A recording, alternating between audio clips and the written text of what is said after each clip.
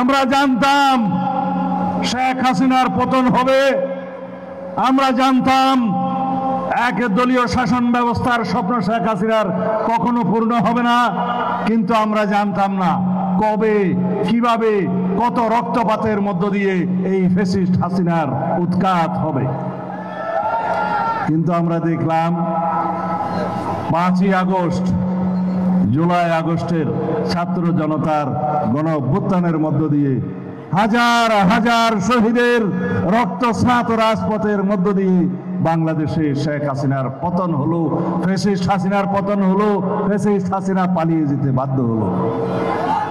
নতুন স্বাধীনতা প্রতিষ্ঠিত হলো, নতুন বাংলাদেশে আমরা নতুন করে প্রত্যাশা, নতুন করে জন আকাঙ্ক্ষার মধ্যে বাঁচতে থাকলাম।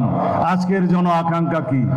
একটি বৈষম্যহীন, সম্পূর্ণ গণতান্ত্রিক, শক্তিশালী গণতান্ত্রিক, সাম্যের ভিত্তিতে, ন্যায় বিচারের ভিত্তিতে একটি বাংলাদেশ গঠন করা হবে, যেই বাংলাদেশের আকাঙ্ক্ষা এবং স্বপ্ন নিয়ে আমাদের সন্তানরা শহীদ হয়েছে রাজপথে।